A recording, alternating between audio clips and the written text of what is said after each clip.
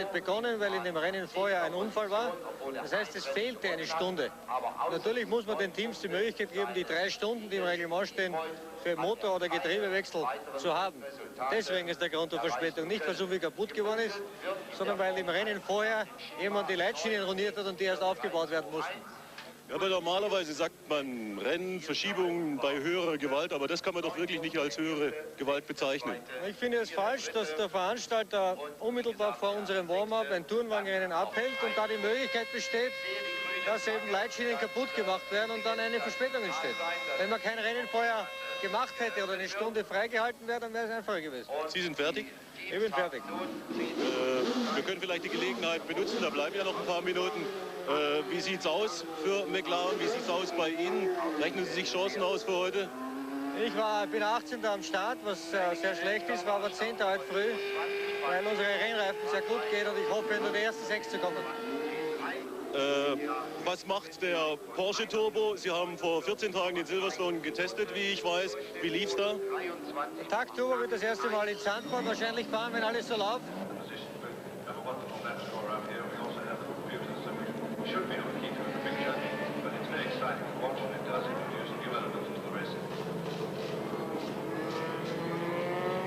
Anthony Marsh hat gerade die Pitstops, also die Boxenstopps erwähnt und soweit wir unterrichtet sind, werden alle turbogetriebenen Fahrzeuge einen Boxenstopp einlegen. Dieser Boxenstopp ist eine taktische Maßnahme. Die Tanks wären groß genug, die volle Distanz von 300 Kilometern zu geben, aber man fährt mit halbvollen Tanks, einem leichteren Auto, kann dadurch weichere Reifen benutzen, die in den Kurven höhere Geschwindigkeiten ermöglichen. Es werden also die Turbo-Teams alle an die Boxen gehen. Das sind die BMWs und die Ist im Moment nicht zu übersehen. Zu viele Interessen spielen da eine Rolle, hauptsächlich natürlich finanzielle Interessen. So gesehen kann das heute für die Rennstrecke von Hockenheim durchaus ein historischer Grand Prix werden.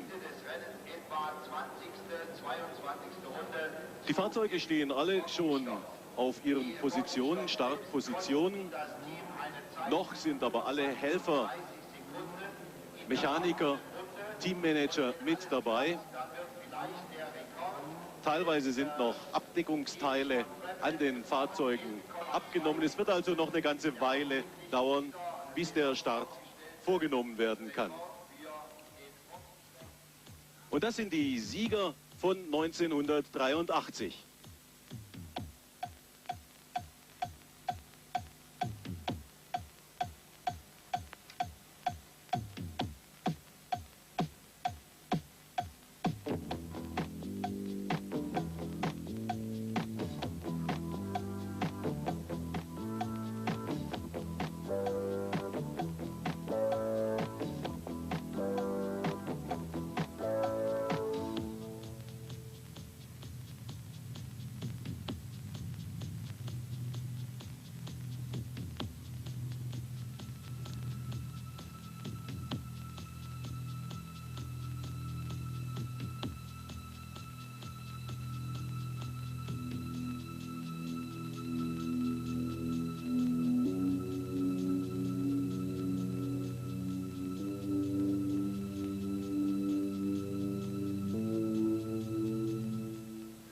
So, jetzt haben Sie sie kennengelernt, einmal ohne Helm, die Sieger dieser Saison 83. Und hier ist der Stand der Weltmeisterschaft im Augenblick.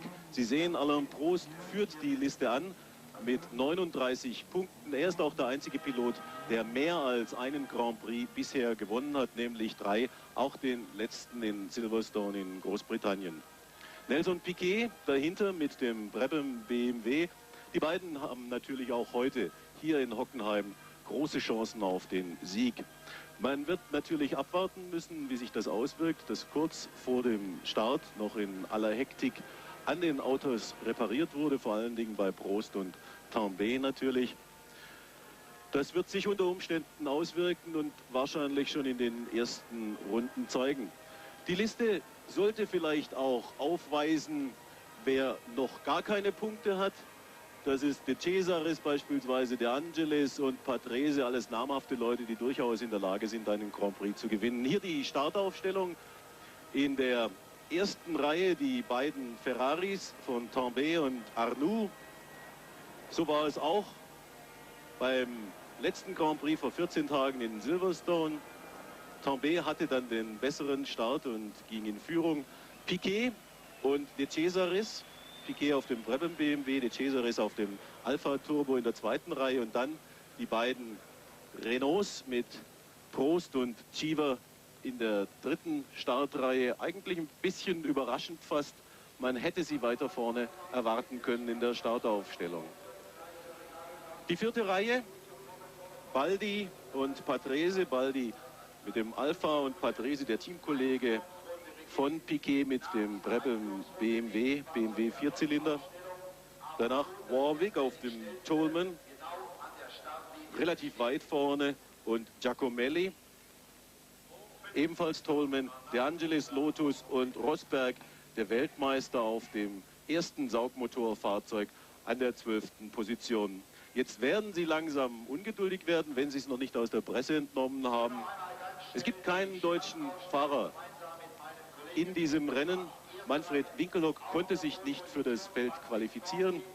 Es wird ja, wie Sie vielleicht wissen, zweimal trainiert, am Freitag und am Samstag. Jeweils ein Vormittags- und ein Nachmittagstraining. Vormittags, das ist ein reines Einstelltraining. Es werden dann die Fahrzeuge überprüft. Nachmittags wird nach Zeit trainiert. Hier der Trainingsschnellste übrigens, Patrick Tambay auf dem Ferrari. Und Manfred Winkelhock hatte sagenhaftes Pech am Freitag. Vormittag lief noch alles ganz anständig. Nachmittags zwischen 13 und 14 Uhr, wenn es dann darauf ankommt, auf Zeit zu fahren, für die Startaufstellung zu fahren, hatte er einen Defekt nach dem anderen. Zuerst ging ein Lader kaputt, dann ein Getriebeschaden, er hatte Zündaussetzer. Das bei zwei Autos. Die meisten Teams haben ja für ihre Fahrer zwei Autos einsatzbereit. Aber es half alles nichts. Er hatte keine komplette Runde. Und dann am Samstag, wie Sie vielleicht gesehen haben, regnete es und es regnete. Und auf nasser Fahrbahn ist es natürlich nicht möglich, eine anständige Rundenzeit herauszufahren, noch ins Starterfeld hereinzukommen. Deshalb also Manfred Winkelhock nicht dabei. Bei Vortests, die vor 4 Wochen hier stattgefunden haben, war er viertschnellster. Unter normalen Bedingungen wäre es ihm jederzeit gelungen, noch in das Starterfeld hereinzukommen mit seinem ATS, mit dem BMW Turbomotor. René Arnoux sehen Sie hier, wie er sich fertig macht. Das deutet darauf hin, dass es doch noch geraume Zeit dauert, bis gestartet werden kann. Er sitzt noch nicht mal im Auto. Der zweite Ferrari-Pilot. Er war 3-mal hintereinander Trainingsschnellster bis Silverstone. Erstmals also hat ihn sein Teamkollege Patrick Tambay beim Trainingswettbewerb geschlagen. Wir werden sehen, wie es den beiden Ferrari-Piloten geht. Also nicht die besten Voraussetzungen für die beiden Trainingsschnellsten. Arnoux, bei ihm wurde bis unmittelbar vorher am Getriebe gearbeitet. Und Tambay blieb beim Warm-up. Das ist noch ein letzter Test unter Rennbedingungen. Daraus kann man an sich ganz gut schließen, wie die Fahrzeuge ins Rennen gehen werden, weil erstmals mit Rennreifen, also mit härteren Reifen gefahren wird und weil mit vollen Tanks gefahren wird im Training, wenn es nur um die Zeit geht. Dann werden ja Qualifier-Reifen gefahren, das sind sehr weiche Mischungen und da wird nur sehr wenig Treibstoff in die Tanks gefüllt.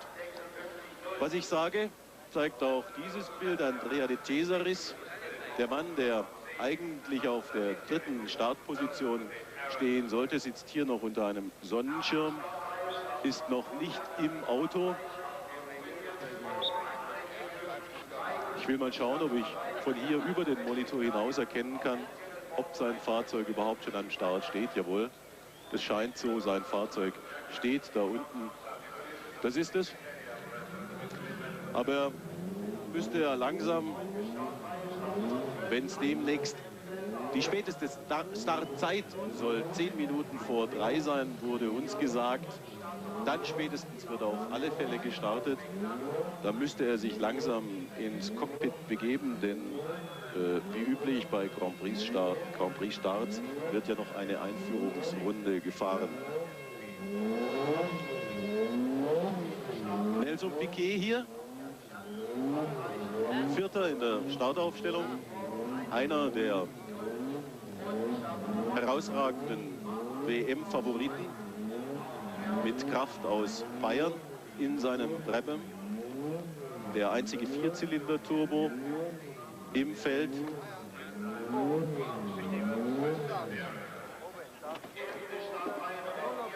Er macht sich fertig.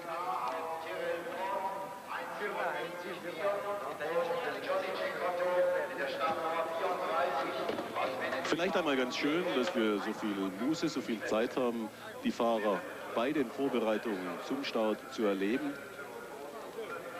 Meistens geht man ja unmittelbar vor dem Start bei den Fernsehübertragungen rein und mit sehr viel Sorgfalt sehen wir hier, wird der 6-Punkt-Gurt angelegt. Der Fahrer wird ins Auto hinein gefesselt, sehr eng sitzen diese Gurte.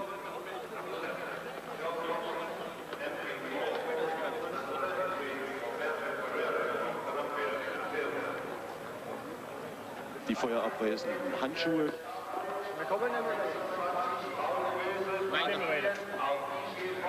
Die Anzeige hier ist falsch. Das ist Alain Prost, der hier im Fahrzeug sitzt. Der große Favorit eigentlich seit 3 Jahren, seit er bei Renault fährt, für die Weltmeisterschaft. In diesem Jahr scheint es so, als wäre er ein wenig nervöser als in den vergangenen Jahren. Aber das kommt auch daher, dass die Konkurrenz, dass Ferrari und Brabham etwas stärker geworden ist und Renault nicht mehr so eindeutig dominiert dann, wenn das Fahrzeug durchhält. Das Fahrzeug ist etwas standfester geworden, so zeigen die Ergebnisse dieser Saison.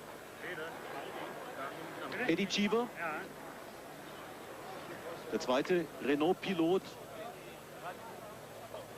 im ersten Jahr bei Renault dabei, hat René Arnoux abgelöst.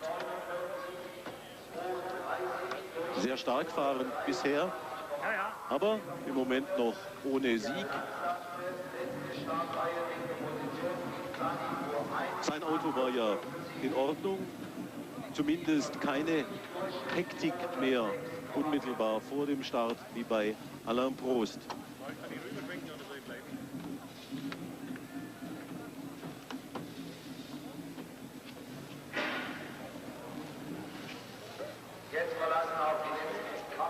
So, der Startplatz wird langsam leerer.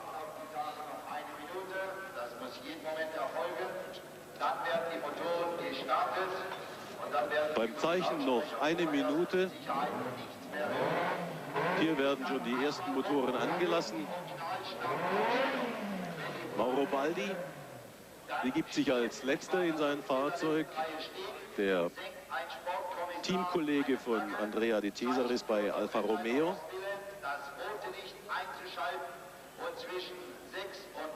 Na, das scheint ja doch noch halbwegs zu klappen.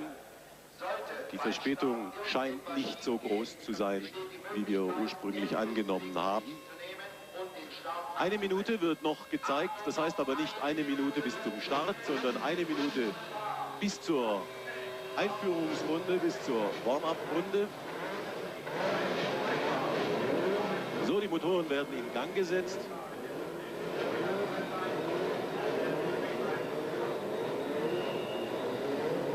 Große Hektik. Keke Rosberg hier, der Weltmeister. Auf dem 12. Startplatz steht er. Muss angeschoben werden. Jetzt geht das noch. Später, wenn das Rennen mal gestartet ist, darf man das nicht mehr. Deshalb wurde er schon einmal disqualifiziert in dieser Saison, und zwar beim Auftaktrennen in Rio. Das hat ihn den 2. Platz damals gekostet. Rosberg, der im Moment 4. ist, mit 6 Punkten mehr, würde er ganz anders dastehen in Weltmeisterschaftswertung und hätte noch eine theoretische Chance, wenn auch jetzt mit Hockenheim, mit Zeltweg dann und mit Monza sehr schnelle Rennstrecken kommen, auf denen die Turbos ganz deutlich Vorteil sind. Neben mir sitzt Hans-Joachim Stuck. Er hat natürlich den Vorteil gegenüber uns allen, dass er einmal in so einem Rennwagen drin gesessen hat, nicht nur einmal, und er stellt Ihnen nun den Kurs vor. Ja, zunächst einmal ein herzliches Grüß Gott. Wir sehen, wie die Fahrzeuge jetzt aus dem Motodrom hinausfahren, und zwar auf Richtung die erste Schikane zu. Das ist zugleich die schnellste Stelle auf dem Hockenheimring. Im Training wurde dort der schnellste Eddie Cheever auf dem Renault Turbo mit 310 Stundenkilometer Spitze gemessen. Im Vergleich vielleicht dazu mal ein Saugmotor, Spitzengeschwindigkeit lediglich 290 Kilometer. Wir sehen hier die erste Schikane. Sie wird im zweiten Gang gefahren, mit einer Geschwindigkeit von etwa 130 Kilometer. Und Sie sehen hier in der Skizze, wenn an der linken Seite ein gelber Punkt aufleuchtet, da befindet sich gerade die Kamera, und das ist die momentane Position des Feldes auf der Streckenskizze. Es geht aus der ersten Schikane hinaus auf die Ostkurve zu. Es wird wieder hinaufgeschaltet bis in den 5. Gang. Die Ostkurve wurde ja auch seit dem letzten Jahr durch eine weitere Schikane entschärft. Wir sehen jetzt hier die Einfahrt. Auch hier wird im 2. Gang gefahren mit einer Geschwindigkeit ungefähr um 100 Kilometer herum. Es ist hier sehr schwierig, einen anderen Konkurrenten auszubremsen. Es ist wirklich ein Nadelöhr auf dieser Strecke. Aus der Schikane hinaus geht es dann auf die zweite Schikane, respektive die dritte Schikane hinzu. Dort wird noch einmal im 5. Gang eine Geschwindigkeit von 290 Kilometer erreicht. Auch eine der besten Stellen zum Ausbremsen, das heißt zum Überholen eines anderen Konkurrenten.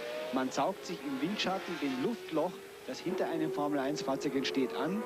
Das Fahrzeug hat somit keinen Luftwiderstand zu überwinden, und man kann dann vor dem eigentlichen Bremspunkt aus dem Windschatten herausziehen und sich neben den Konkurrenten heransetzen und damit vorbeifahren. Diese dritte Schikane wird im 3. Gang gefahren mit einer Geschwindigkeit von ca. 170 Kilometer. Der Bremspunkt dieser Schikane liegt bei ca. 90 Meter, und man kann sich vorstellen, was für eine große Verzögerung und welche Kräfte auf den Fahrer in diesem Fahrzeug einwirken. Aus der Schikane hinaus geht es dann zu auf das Motodrom. Noch einmal im 5. Gang. Spitzengeschwindigkeit dort ca. 280 Kilometer. Auch dieses Einfahrt in das Motodrom ist eine der Stellen, wo am meisten überholt wird. Eben weil man sich im Windschatten auch ansaugen kann und dann einen Konkurrenten vor der eigentlichen Einfahrt ausbremsen kann. Sie sehen jetzt, wie die Fahrzeuge Schlangenlinien fahren. Das heißt, die Fahrer wärmen ihre Reifen auf. Die Reifen müssen eine Betriebstemperatur von ca. 80 bis 100 Grad haben, damit sie ihre maximale Haftung haben. Und das muss eben vor dem Start der Fall sein, denn in der ersten Kurve geht es ja oft schon um die Wurst. Jetzt hier im Motodrom geht es auf die Sachskurve zu. Im 2. Gang eine Geschwindigkeit von ca. 145 Kilometern. Aus der Sachskurve heraus wird dann wieder in den 3. Gang geschaltet. Man bleibt in diesem Gang durch das ganze Motodrom durch. Geschwindigkeitsbereich zwischen 150 und 170 Kilometer. Und dann geht es wieder auf die Start- und Ziellinie, wo man auch eine Geschwindigkeit von 240 Kilometer mit 4. und 5. Gang erreicht.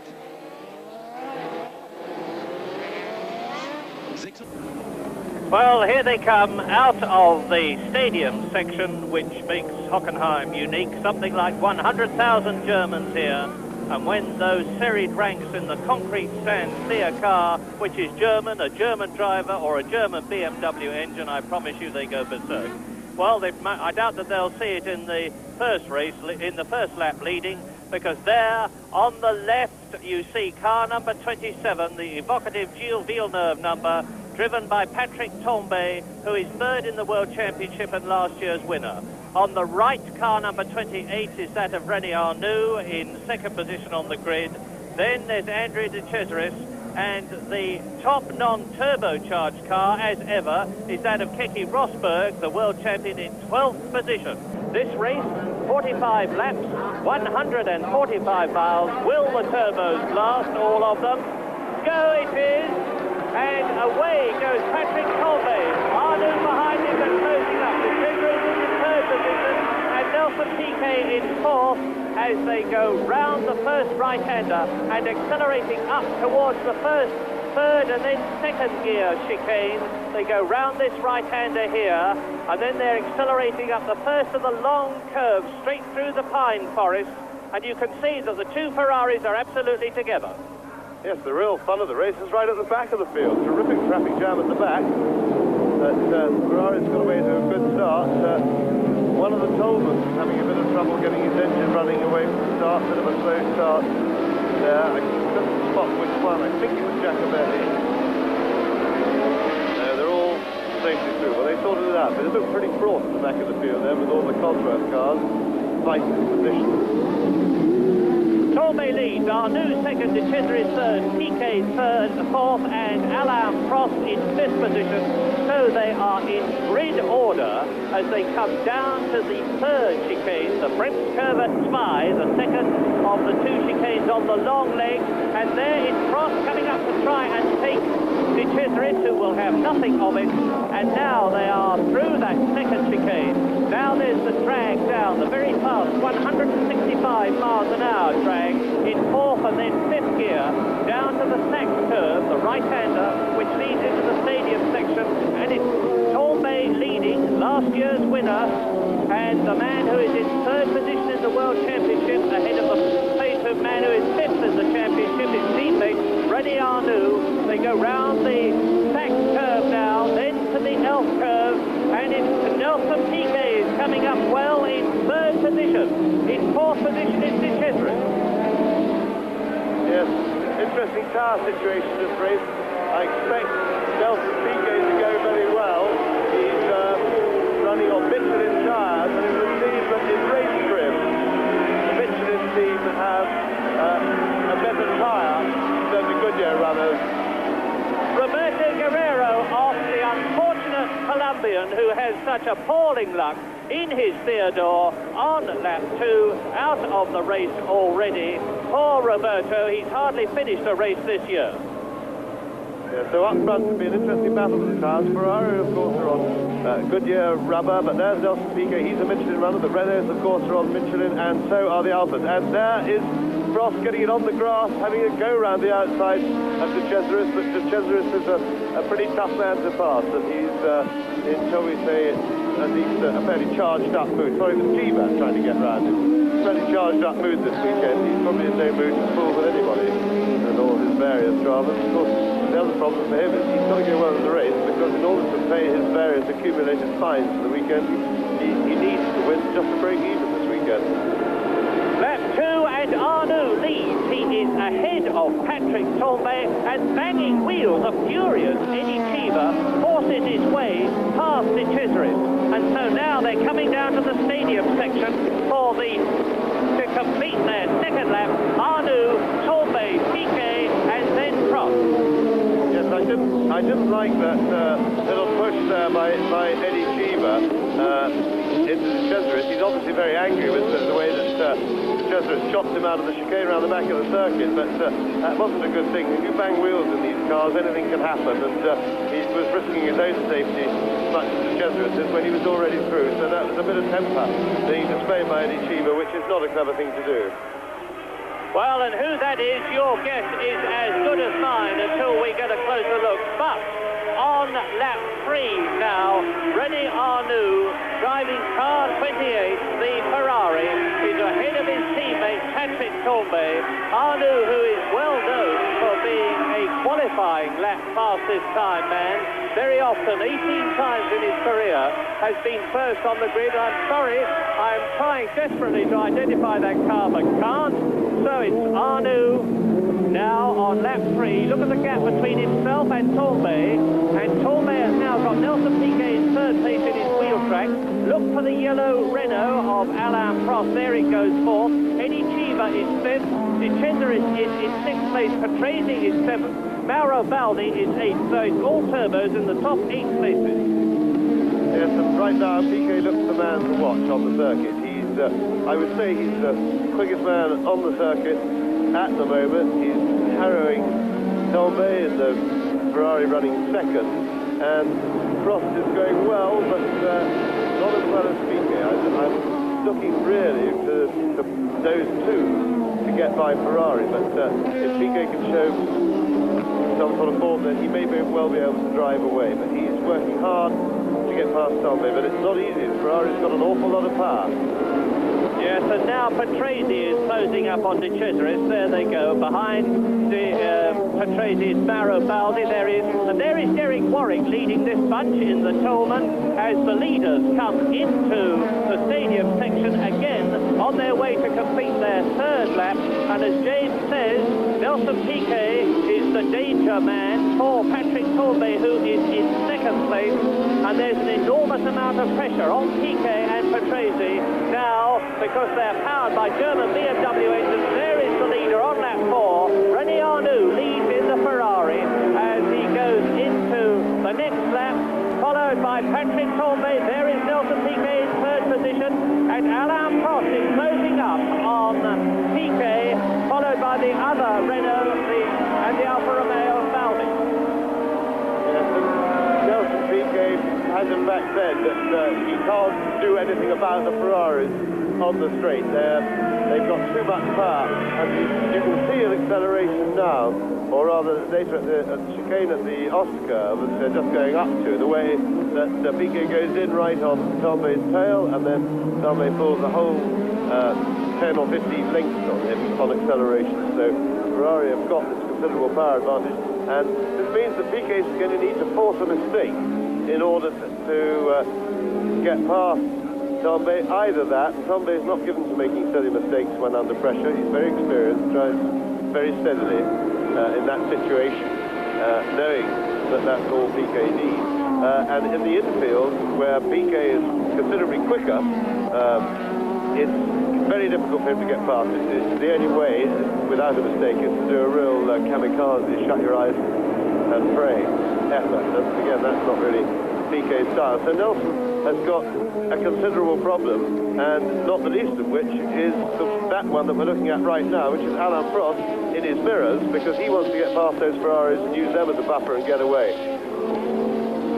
Well, there is Patrick Tambay in second position. Now, while we watch Piquet, and now Prost, who's in fourth position behind them, it's Eddie Cheever fifth, Cesar is sixth, Riccardo Patrese seventh, Mauro Baldi is eighth, Derek Warwick is in ninth position, having a terrific scrap with Stefan Johansson in the Spirit Honda, who is in 10th position. Elio De Angelis, in spite of his warm-up problems, is in 11th place, and you just saw Keke Rosberg going through in 12th position. We are on lap 5 out of 45, and that was John Watson as the leaders come down to the first chicane. René Arnoux, and the gap between Arnoux, the leader, and Tambay in second place is 1.34 seconds. You can see the gap between Tambay. There he is, the Frenchman who is in first place in the World Championship, and who, as I said before, won this German Grand Prix last year after the deadly crash in which his teammate then, Didier Pironi, was involved. So there is Piquet in third position. He's got 640 race horsepower, has Piquet, and that is the Brazilian. Now look and see where Alain Prost is in fourth position. There he goes. So the first four cars are virtually together, chased by Eddie Cheever and De Cesaris. Ein klein bisschen Abstand schon zwischen Prost und Cheever. Dann hier der Alpha von De Cesaris. Und dahinter Riccardo Patrese, Italiener im Brabham-Team. Einfahrt ins Motodrom.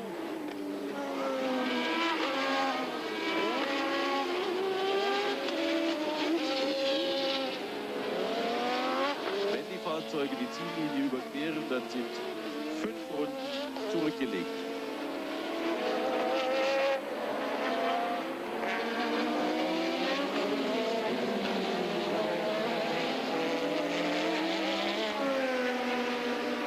In gleichmäßigen Abständen passieren die Fahrzeuge die Ziellinie. Arnoux,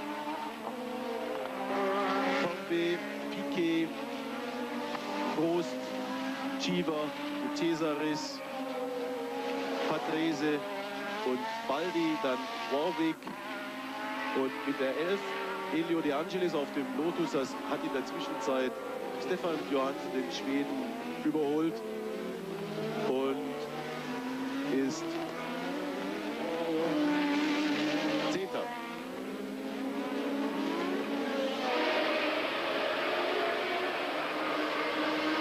Das ist der Tyrrell von Michele Alboreto.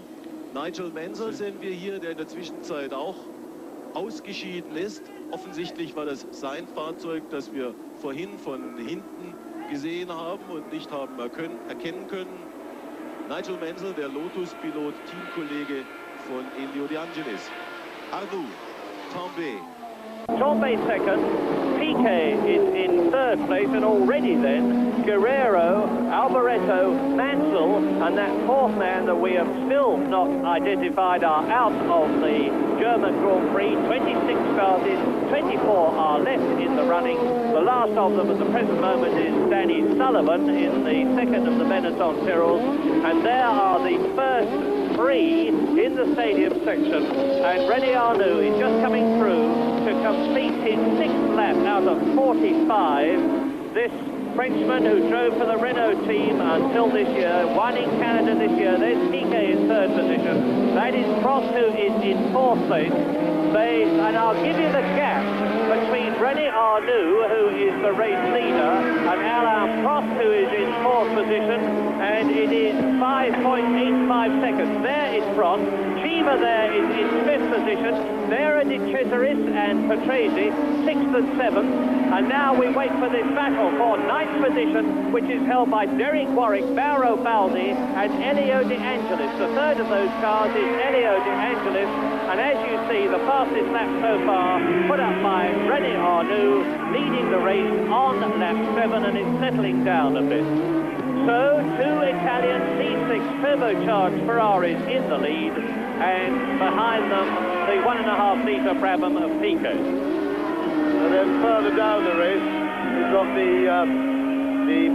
the Ford engine, Ford Cosworth engine battle, and that's getting quite exciting actually, because the two Williamses of Rosberg and Lafitte are running in line astern and in formation, and right behind them, having come through the field a little bit, are the McLarens of Lauda and Watson, who went considerably better than in race trim this morning in the pre-race warm-up. And that should be quite an interesting battle, and quite an important one for pride for McLaren to be Williams, two leading non-turbocharged teams, although that won't be very long for McLaren now before they get their tag Porsche-engined vehicle into race trim, and that will be pretty exciting when we see that. In the meantime, Piquet seems to have settled from his early charge. He's now, rather than climbing all over the Ferraris, if anything, he's working hard just to cling on to them. And it may be that Ferrari and some of the other Goodyear runners have elected for a softer compound than they thought they could run this morning on their race tyre. Softer rubber, as we know, we've talked about it before, gives more grip, but at the same time runs hotter. And once the tyre overheats, then of course it gives less grip and is no good. But they may have gambled, because they weren't as quick on their cars this morning as they planned the race as the Michelin runners. Lap 8, and I think Elio De Angelis' Renault engine has just flown, and this is highly significant, because there you see Alain Prost and Eddie Chiva, who are in 4th and 5th places, which I would not have expected them to be as far down the race as this, because they've got ahead of them the two Ferraris and the Brabham. Now, Nigel Mansell is already out of the race. I think Elio De Angelis, as I say, has flown it, and they are both Renault-powered cars. Alain Prost, that we're looking at, had his engine changed after the warm-up, and Eddie Chiva wasn't at all happy either. So all four Renault-powered cars have already had trouble of some kind or other today here at Hockenheim. I don't know whether it's the course or the weather. The course is very flat and fast, of course, but not as quick as Silverstone is. The weather is warm and a bit muggy, but not particularly demanding. Not wet like yesterday or boiling like the day before. But anyway, I think that it's going to be unlikely, and I'm sticking my neck out this early in the race, that both the remaining Renault-powered cars, the Renaults of Prost, who is fourth, and Cheever, who's fifth, will finish, in which case the World Championship situation will be very interesting indeed, because Alain Prost in the Renault-powered Renault is only 6 points ahead of Nelson Piquet, and there is the Brazilian, who is in third place in the championship,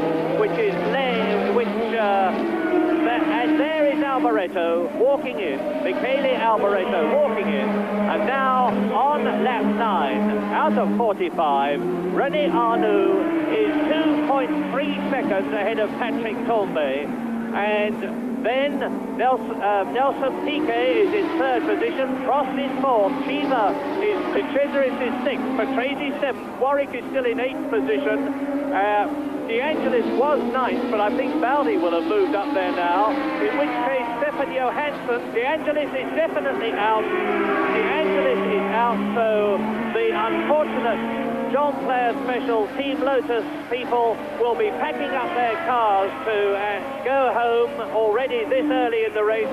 Indeed, Elio De Angelis is coming into the pits in front of me as I talk to you now, and stops and is immediately attacked by his teammates to change wheels. Yes, and now we can have a look at that Ford battle. That's Rosberg trying to retake Niki Lauda, who's just got him. So the McLarens seem to be establishing themselves over the Williamses. And Watson is now climbing over the back of Rosberg's car, and that, of course, is the feat after that bunch of four that we see. Here they come. Lauda, yes, getting control of this battle, and Watson certainly well poised to have a crack at Nicky Rosberg, if not now, maybe after the next chicane before they come into the stadium. So that's a good little battle going on down the field, but I do feel that the McLaren are going to win it. There's much, no other reason than a bit of a tire advantage here, they being on Michelin's, and Rosberg's really giving it a go, using every inch of the road and some of the grass and earth as well. Elio De Angelis in the pit, sitting there, the car's undressed, looks pretty terminal. They may try and get him out again, but he won't be in contention. Bob Dance on the right, the famous Team Lotus chief mechanic. There is Tim Densham in the yellow shirt and the earphones, and a very unhappy Elio De Angelis, who over-excitedly assaulted one of the motor sport journalists here today because he didn't take too kindly to what had been said about him in the latest issue. So De Angelis, like his countryman De Cesaris, started off this race in a state of emotional lava, as it were, and this is obviously doing nothing to help it. And as we look at Elio De Angelis, clearly effectively out of the German Grand Prix, as is his Renault-powered teammate Nigel Mansell, who we saw running in. We know that Guerrero is out, Alboreto is out, Mansell is out, De Angelis is out, and there are the two Renaults of fourth place man Alain Prost, his teammate fifth place man Eddie Cheever in the red helmet, and they are respectively in fourth and fifth places on lap 10, which is getting on for 1/4 distance. And we're expecting the refueling stop. That was Piquet, and there's Patrese, who has now got ahead of De Cesaris. We didn't see it happen, but you can see that it has happened. So the race order now on lap 10 is Arnoux leading, Tambay second, Piquet third, Prost that you're looking at fourth, Cheever, there he is in fifth position, Patrese in sixth place, this is Arnoux, the race leader, and then De Cesaris seventh, Warwick eighth, Baldi ninth, and Stefan Johansson in the Honda in 10th position. In der Zwischenzeit Zweiter. Keine Information darüber, wo Tambay abgeblieben ist. Das war Arnoux, das Fahrzeug, das jetzt verschwindet. Das ist Nelson Piquet, der in der Zwischenzeit auf den zweiten Rang vorgerückt ist.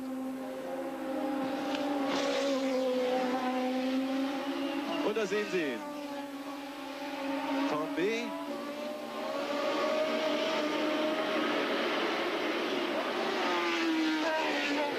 In In Imola war er Sieger. Hier Schwierigkeiten mit seinem Fahrzeug. Gibt Zeichen an die nachfolgenden Autos. Er ist auf dem Weg zurück in die Boxen.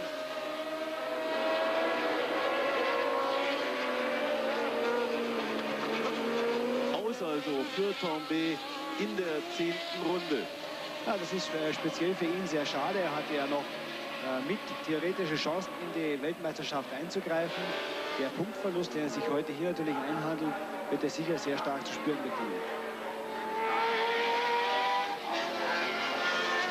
Vorne ist Teamkollege.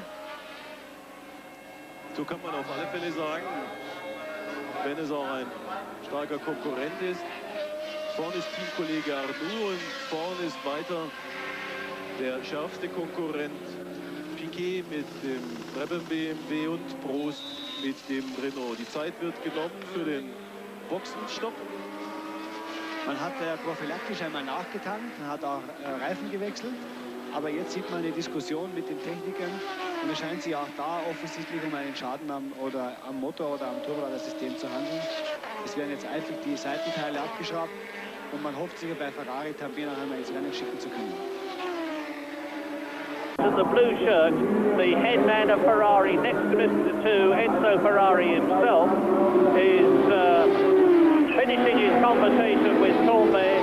There's the side pod cover off the left-hand side pod of the Ferrari, and a patient Patrick Tambay sitting there. Now, I made some comments earlier on about the World Championship, and it really does look as though we're going to get some quite significant changes, because the leaders, first, second and third, in the championship and the British Grand Prix finished first, second and third. And now Patrick Tambay there, who is in third position in the championship, is well out of the race. Mauro Forgeri claps his hands excitedly, standing in front of the Ferrari to make it quite clear to Tambay that there's no question of him leaving the pit. And this is a very, very significant indeed pit stop on lap 11, the end of that Patrick Tambay came into the pits. And as we wait to see whether the Ferrari, the 1.5-litre V6 turbocharged car, is going to leave and rejoin the race, there it does so. Well, he's lost at least a lap, has Patrick Tambay, and René Arnoux now, his teammate, has got all the hopes of Italy and Ferrari resting on his French shoulders. In the lead now from Nelson Piquet, the ex-world champion Brazilian in the Brabham BMW. There is the race leader, René Arnoux, lap 13 out of 45. The gap between himself and Nelson Piquet is 6.7 seconds. Well, that's Arnoux lapping Patrick Tambay, who I would think just by taking the side pod off, they're probably working on the fuel system on his car, but it sounded very poppy and bangy as he went out of the pits, and judging by the pace just crawling along, I would say they'd failed to fix that problem. In fact, he's going so slowly, he hasn't even appeared yet. Maybe it's expired on the track, here he comes. But meanwhile, John Watson is still providing the filling for I've just noticed over the far side, the Spirit Honda appears to have expired, with Stefan Johansson picked up a smoke, and he's parking the car, so that was quite a promising race for the Spirit Honda. There he is, but not for the result they want. So Watson's providing us the filling for a Williams sandwich. He's stuck between them, can't get past Rosberg at the moment, and meanwhile Lauda has pulled quite a distance on Rosberg. He's 4 seconds clear of him already. Up front, Arnoux is in fact pulling away still a little bit from Nelson Piquet, so Piquet is failing to keep up with René Arnoux, and Piquet in his turn is pulling away slightly from Alain Prost. So the three leaders seem to have established positions and be consolidating them relative to each other as they go along. So we've got a little bit of possession up front at the moment. Let's hope that if that continues, the pit stops will bring them back closer together, or maybe a bit of rain or something, some other ingredient to lighten things up a bit.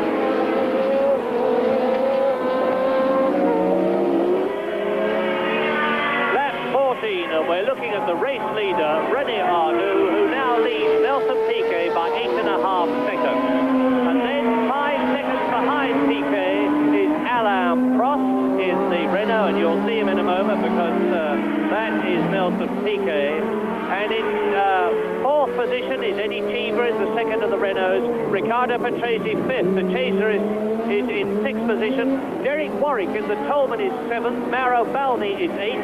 Niki Lauda in ninth position is the leading non-turbocharged car, just ahead of Keke Rosberg 10th and John Watson 11th, and Jacques Lafitte in 12th position. And out of the race, as you see Eddie Cheever there, have gone the turbocharged cars of Stefan Johansson. Patrick Tambay has rejoined the race very slowly indeed. De Angelis is out, Mansell is out, Alboreto is out, and Roberto Guerrero in the Theodore is out. And into the pits again comes Patrick Tambay, and I'm sure this time it will be to retire. Indeed it is. Lap 14, Patrick Tambay, having led the race and then been in second position for all the remaining laps, has come into the pits to have his car looked at, to rejoin the race very slowly, has now retired from the German Grand Prix, and that is the man who is third in the World Championship. And there is René Arnoux on lap 14, Tambay's teammate, who is in fifth position in the World Championship, has won a Grand Prix, and he's closing up on Raoul Vassell. And if you can look at Vassell closely, you can see that he's wearing a very heavy neck brace. Well, I don't think you're going to see it because Arnoux gone past him very quickly indeed. And Vassell crashed very heavily indeed at the Sachs curve in practice and almost totally dislocated his neck, but is well enough, obviously, to have taken part in this race, although he's feeling very dodgy indeed, and his head is supported by the most massive neck brace I have ever seen in my life. And there is Elio De Angelis, who has been put back into the race, but is effectively out of the running. As you see Vassell go through one of the three chicanes here, and you can tell from the lumpy way he's taking the corner that his coordination doesn't seem to be all that it might be. Not altogether surprising. Lap 15 then, which is 1/3 of the way through the race, with the refueling stops coming up very shortly. We are expecting, if the information that we were given was correct and not sandbagging, for Eddie Cheever to be coming in on lap 20 to make the first refueling stop. There, René Arnoux, number 28, we expect to come in on lap 23, and in second place behind Arnoux, Nelson Piquet. There's the gap between the second, third and fourth, because that is Nelson Piquet in the 640 horsepower Brabham with the 1.5 litre straight 4 turbocharged BMW engine, and Patrick Tambay now being interviewed by the world's press, and I suspect one of the local television stations. There's Tambay shrugging his shoulders.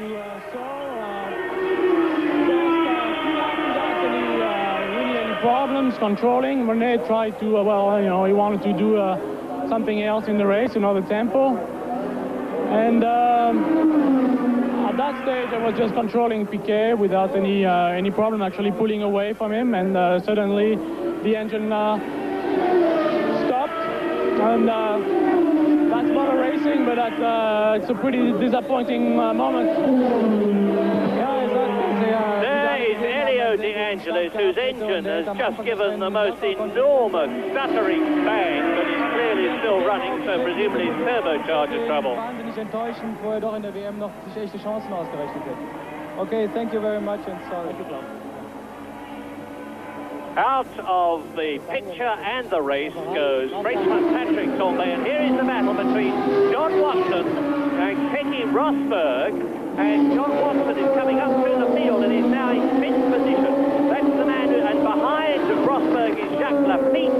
So the two Tag Williams cars are in 11th and 12th places, with John Watson ahead of them, with Niki Lauda ahead of them. John Watson is doing another of his classic charges as we look at world champion Rosberg and his teammate Lafitte. And is Rosberg going to move over and let the Frenchman through? While he waves his hand at the feet. Yeah, Rosberg, I'm sure, is in trouble. He was so slow through the centre section then, through the infield section, that John Watson pulled out a huge amount on him, and I don't know why he's not letting the feet through. He must be in trouble because the feet wasn't right behind him like that before. But I would have thought that was a perfect moment in which to wave your teammates through and let him have a crack at the race. Well, there is John Watson anyway, with Rosberg still holding back Lafitte, or is he? Yes, I think he is. Look at the way Lafitte is climbing all over him. And as we watch this battle for 11th position between the two Tag Williams cars on lap 16, the race order is René Arnoux leading, 10 seconds ahead of Nelson Piquet. In third position it is Prost, in fourth position Cheever, fifth is Patrese, and sixth is Cheserich. Is Derek Warwick in the Tolman, 8th is Baldi, 9th is Niki Lauda, and the battle for 11th behind 10th place man John Watson. There is Watson, 10th, and here are the 11th and 12th, Kenny Rosberg and Jacques Lafitte, who are followed in the background by Jean-Pierre Jarier in the Ligier car. 14th in the second Tolman is Bruno Giacomelli, ahead of 15th Thierry Boutsen. Mark Sura, Danny Sullivan, Johnny Cecotto, and those are the ones that are on the same lap, because Raul Marcel and Piercarlo Ginzani, who are 19th and 20th on lap 17, have already been lapped by René Arnoux. So Kenny Rosberg and Jacques Lafitte 11th and 12th. Hier also im Bild Rosberg der 11. und Lafitte der 12. Rosberg ist der Nummer 1. Die Autos sind natürlich schwer zu unterscheiden für Sie, liebe Zuschauer, aber man kann sich etwas an den Helmen orientieren. Rosberg also nicht an die Boxen. Rosberg hat einen blauen Helm zu ihrer Orientierung. Lafitte fährt mit einem ganz dunkelgrünen Helm. Arnoux hat eben Johnny Cecotto auf dem Theodore überrundet. Cecotto, den Doppelweltmeister der Motorräder, schon einst in der 350er und in der 750er Klasse, der hier seine erste Weltmeisterschaftssaison in der Formel 1 fährt. Mit ganz anständigem Ergebnis. Immerhin hat er in Long Beach einen 6. Platz herausfahren können bisher. Das ist mehr, als Manfred Winkelhock gelungen ist bisher auf dem ATS BMW. Für die Zuschauer, die sich später eingeschaltet haben, darf ich vielleicht noch einmal wiederholen: kein deutscher Fahrer leider in diesem Rennen mit dabei. Manfred Winkelhock konnte sich leider beim Training am Freitag und am Samstag nicht qualifizieren. Technische Probleme am Freitag und Regen am Sonntag haben es verhindert, dass er auf eine vernünftige Zeit kam.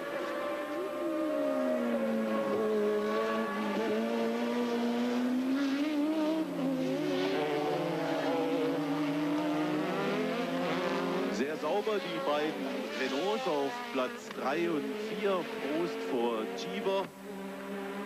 In der Zwischenzeit allerdings 16 und 17 Sekunden hinter dem führenden Ferrari-Pilot René Arnoux. Ich bin sicher, dass auch Eddie Cheever seinen Teamkollegen Prost nicht angreift, denn für Prost zählt ja jeder WM-Punkt und somit wird sich da intern im Team Renault... And they're now just over 4 seconds down, and they've got Piquet in their sights, so the race hopped up to that point. At the moment, René Arnoux looks pretty dominant out in front. He doesn't appear to be in any trouble, although there is a slight question mark over the tyres that he's running, and if he's running the hard compound and making it work better than they did earlier in the warm-up. There's Arnoux. He's leading Piquet now by only 6.2 seconds. Now that's very significant because the gap has come down dramatically. René Arnoux then, and his engine is misfiring badly as he changes gear there. And Nelson Piquet in second position is closing definitely on René Arnoux. The Brazilian's car going well, and Derek Warwick there is coming into the pit. Now his refueling stop was due on lap 23, but he's much slower than he should be.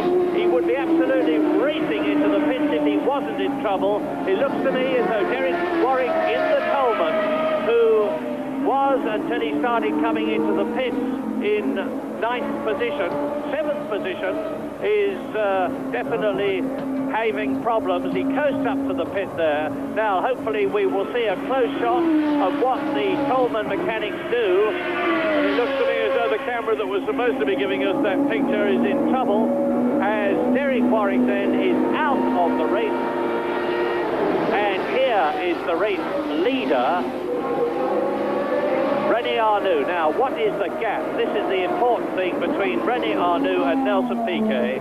Here, coming towards us, is Danny Sullivan, followed by Johnny Cecotto. There is Nelson Piquet in 2nd place, and the gap is of the order of 12 seconds. So Nelson Piquet has certainly not gained anything significant on the race leader, René Arnoux. We are on lap 19 out of 45, and soon we're going to be seeing the excitement and interest and possible race position changing situation of the refueling pit stop. There, Mark Sura in the arrows, and Sura is in 15th position indeed on lap 19 as Arnoux comes towards us. Watch out for Sullivan and Cecotto, and then Piquet. Piquet is in 3rd position still, 2nd position still. Prost is still 3rd, Chiva 4th, but Tracy is in 5th position, and Piquet has passed Cecotto. Here is Prost 3rd, and Chiva in 4th position. Yes, well, Prost is still making ground, along with his teammate right behind him, Chiva, on Nelson Piquet. The gap is now down to under 4 seconds, but Nelson Piquet is making no real impression on René Arnoux. What it does mean, though, is that Prost is in fact gaining on both the people in front of him, Arnoux and Piquet. So Piquet is still 12 seconds, about approximately adrift from René Arnoux, and as I say, Prost now only 3.5 seconds behind Nelson Piquet. So maybe we'll get a bit of a surge from Alain Prost. And we are now on lap 20 out of 45, out of the race as we look at Bruno Giacomelli. Have gone Roberto Guerrero, Nigel Mansell, Elio De Angelis, De Angelis, I'm sorry, Nigel Mansell himself, Stefan Johansson, and of course Patrick Thornberg. And now, lap 20 out of 45, number 28, race leader René Arnoux, due to come in to refuel in 3 laps' time.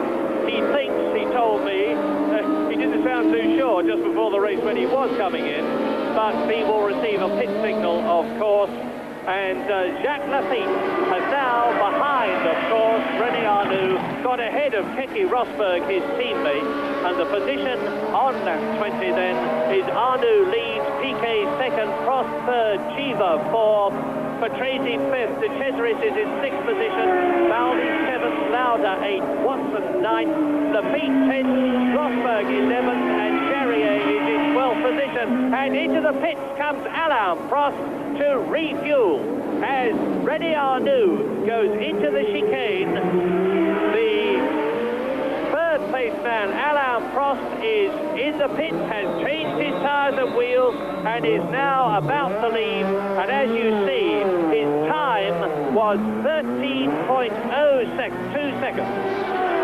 Well, it was a good stop by the Renault team, but a mistake by Alain Prost. He was having trouble getting the car in gear, but he should have had it in gear already. You've got to keep your foot on the brake, but you should have it in gear. Unless, of course, he's got clutch trouble, and that Weber line, if the clutch isn't disengaging fully, which very often happens with these racing engines, then, of course, he couldn't keep it in gear while they were changing the wheels. But because that's a fairly elementary mistake to a driver of Prost's level of intellectual intelligence. That's for the not-so-clever drivers who make that sort of mistake normally. Anyway, they got it away pretty quickly, so that's something for the others to shoot at. They won't be able to make any mistakes and not have Prost gained time on them.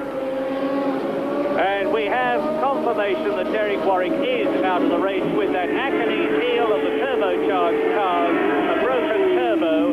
As you see, Nelson Piquet, and now Eddie Cheever, of course, who is in third position, 5.3 seconds behind the second place man, Nelson Piquet, because Cheever's teammate Prost has been into the pit, so there's a change there. Alain Prost has gone down through the field, and Cheever is in third position. Yes, the interesting thing is, of course, that Prost didn't come in. Renault had changed their plans about their stop, unless Prost requested to come in. Maybe he felt that the cars he was on were getting a bit tired or something, and he wanted to get on to some fresh ones, because they were planning to call Cheever in earlier, I think, but certainly Prost was scheduled to come in 4 laps later than he actually did. So whether that's a tactical error or whether Prost was having some trouble out there that he felt it was time to stop for, we can only speculate. Well, ignore that caption. It's the car of Derek Warwick who is in the pits there. And as you see from the smoke pouring up from the left sponson at the back. No, let's just check again. My goodness, it is Bruno Giacomelli's car. So it looks as though both Tolmans are out of the race. I saw Warwick come in and assume that his car we were looking at, but it's Bruno Giacomelli. So both Tolmans are out, apparently, from the look of it, both of them with turbo trouble. And coming towards us now, on lap 22, is Piquet, hotly pursued by the new third place man, Eddie Cheever. The race leader, of course, René Arnoux, ahead of both of them. And we're getting to the pit stop situation. Prost is still in the fourth position now. He's only lost 1 place. He's still ahead of Riccardo Patrese, who is in 5th place. In 6th position is De Cesaris. 7th is Faldi. 8th is Lauda, the leading non-turbo car, ahead of his teammate John Watson. In 10th position is Jacques Lafitte. 11th is Rosberg, and 12th is Charrier. And into the pits now comes Keke Rosberg for his refueling stop. And his target is that of Alain Prost, 13 seconds. But even if Keke Rosberg has gone in, stopped and gone straight out again, it wouldn't have made any alteration to his position. Such is the difference between the power of the turbos and the Williams car. Alain Prost, after the pit stop, is now running down in 6th place, and he in fact lost almost exactly 35 seconds on the road. Remember, stopped for 12 or 15 seconds. He still loses a lot of time decelerating off the circuit, then accelerating away again. And his gross loss, as I say, was 35 seconds. It'll be interesting to see because visually the Williams pit stop there to Keke Rosberg looks a lot more efficient, and we'll see what, in a couple of laps time, I'll be able to tell you what Rosberg lost on the road as a result of his stop. There is Keke Rosberg having made his pit stop. Prost. They're the only 2 who have been in so far. And on lap 23, as we look at Cheever go through the chicane, let's see who the next one's through. It's Keke Rosberg, who is well up there. And the race order is René Arnoux leading, Nelson Piquet there is the leader, and he really is due for a pit stop. He was due to come in on lap 23, and this is the end of lap 23, so all eyes here on Arnoux to see whether he peels off the circuit when he comes out of the right-handed Opel curve, which he is entering now, to enter the pit lane and make a pit stop, and he's doing so into the pit at the end of lap 23, and his memory was right. He is stopping at the end of the 23rd lap. Now, how is race leader René Arnoux' pit stop time going to compare with that of Alain Prost, the fastest so far, 13.02. The Ferrari mechanics have drilled themselves beautifully. They were practicing this morning. The petrol hose in the top, the overflow hose at the right, 4-wheel change, and out he goes. 13.08 seconds for René Arnoux. That's 0.06 of a second slower than Alain Prost, and it will therefore mean that relatively, when the pit stops have settled down, I'm sure René Arnoux will still be in the lead. In fact, he's almost certainly certainly still in the lead now, because watch for Nelson Piquet. He was 15 seconds behind Arnoux. There is Cheever. And there is Arnoux. So, and behind Arnoux is Keke Rosberg, of course, has been in for his pit stop. This is where things start to look very confusing, but Cheever is leading at the moment from Arnoux. So I can't get the gap for the moment, but Arnoux has definitely gained quite a bit of ground on Alain Prost, who is his main threat as a result of that pit stop. And so it looks like if Renault can turn Cheever around fast, Cheever may yet be the main threat to Arnoux's current superiority. Mauro Baldi just leaving the pits after his stop. He was running down towards the tail of the turbocharged brigade. And the Brabham mechanics, I can tell you, are all ready to receive Nelson Piquet or Riccardo Patrese. I think it's more likely to be Riccardo Patrese, and they may well be getting out early, but we'll soon see. Here is Nelson Piquet, who is still in second position in this part of the race, where everything is in a state of flux, with the leaders coming into the pits to refuel. Out again goes Nelson Piquet. He has started another lap, so he's not refueling on this one. Away goes the Brabham BMW.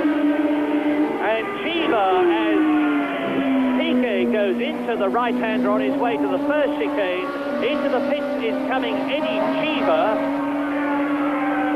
And there he is. Stop! The Renault, in goes the fuel hose, the overflow hose, the pneumatic hammers banging away in front of the nose cone. You can see the board being held up so that Cheever doesn't get over enthusiastic and go out too soon. And he went out in, what was it, 13.56 seconds.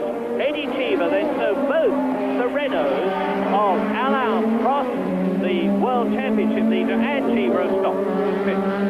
And Prost has just gone by us. He's just behind Cheever, but he'll probably pass him. He should be coming into shot. No, is that Prost back here? I think it is, yes. So that's Prost following Cheever. He may well catch him up by virtue of him being on hot tyres and got them all warmed up. It takes about a lap after your pit stop to get your tyres up to working temperature and operating from it and get the feel of them again. But of course the car feels quite different when you just change tyres. You have to settle in, because heroics on cold tyres are not recommended. So we'll see if Prost can re-establish the pecking order within the team, and also what he can do about closing that gap on René Arnoux, who so far has had a clockwork race. Everything's gone right for him so far. And you are looking at the race leader on lap 25, Nelson Piquet, the Brazilian ex-world champion, who is in second place in the World Championship but has yet to make his pit stop, whereas the man who is second at the present moment, Eddie Cheever, has pit stopped, and in third position, René Arnoux has pit stopped. In fourth place, Andrea de Cesaris has not pit stopped. In fifth position, Riccardo Patrese, and then Alain Prost. But those positions can change in the twinkling of an eye, with another 20 laps to go in this 45-lap race, as René Arnoux leaves the stadium, accelerates away up to the first chicane. Now, who is behind René Arnoux? There is the Alfa Romeo de Cesaris. That's Keke Rosberg. Then there is the Osella of Piercarlo Ginzani, and in the background you see this enormous crowded grandstand as the Renault of Cheever rounds the right-hander, followed by Prost, who has still to catch and pass his teammate. Lap 26. And John Watson is in ninth position at the present moment, as one of the Euro Racing Alfa Romeo cars is pushed in, and it looks like that of Elio De Angel, Mauro Baldi's car, and Baldi was in 8th position. Now, there is Nelson Piquet. Well, lap 28 is Nelson Piquet's scheduled pit stop, and the Brabham mechanics have stood down. Yeah, Piquet, the only remaining leader not to have stopped yet. Until he's done that, we can't really give you an accurate update on what the position are, but John Watson's coming in to make his scheduled stop. The McLaren's stopping as well. teammate, team leader Nicky Lauder is up to 7th place and looking towards getting in the points. There's Piquet giving it a bit of a sign there. Is he coming in yet? No, he's staying out another lap. So Piquet presses on. Watson and Rosberg doing their scheduled stops. And that's the Beat just leaving the pit. Sorry, the Beat is the Williams team. So get rid of this stop and then we can give you a more stable update on what's really happened to it. Piquet, of course, is the current leader, but that's by virtue of the fact that he hasn't stopped yet. Well, let's first of all put you in the position as far as pit stops. Alain Prost has been in, Keke Rosberg has been in, Arnoux, that's in this bunch that we're looking at now, has been in.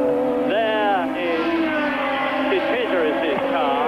He's in 3rd position when he came in. Andrew De Cesaris stopping the pits and away go the cars. Also, Eddie Cheever's been in, John Watson, Keke Rosberg and Jacques Lafitte out. They're all doing pit stops in about 13.5 seconds. Andrew De Cesaris accelerates out of the race, and on lap 27, coming up to this critical lap 28 for Nelson Piquet, who is in the lead. In 2nd place behind him is René Arnoux now. In 3rd position, it is Riccardo Patrese. In 4th place was Andrew De Cesaris before he came in for his pit stop, which means to say that back again to 4th position goes Eddie Cheever, and there is the race leader Nelson Piquet ahead of John Watson, who has just come out very recently from his pit stop. Now, we'll stay with Nelson Piquet, hopefully, because this could be his pit stop or the next lap. He's taking the left-hander on the stadium section, the Sachs curve. He comes up to the Elf and Opel curves, the 2 right-handers which are virtually joined together, and you take in one continuous sweep. And it's certainly going to be on the 28th lap or later, because Nelson Piquet now completes his 27th lap in the lead in the Brabham BMW, the man who is in 2nd place in the World Championship, and I'm just waiting for the 2nd place man, René Arnoux, to see what the gap is. It's 12.3 seconds. Yes, well, Piquet has no chance of being turned around and getting out on level terms with René Arnoux. Piquet's really giving it rock all. He's driving very hard indeed. Looks as if he could use the new set of tyres. Actually, the car seems to be sliding a fair bit, but Nelson is really sliding it about. He's worth watching through the twisty section when we get back on him again. In the meantime, René Arnoux has gained a great deal over the Renaults nearly with the pit stop. He gained a good 10 seconds on the lead that he had over they stopped. And I don't think there was that big a difference in the time spent actually stopped in the pits for the teamwork. Although, of course, we saw Prost have trouble getting his car into gear, lost to him a couple of seconds at least.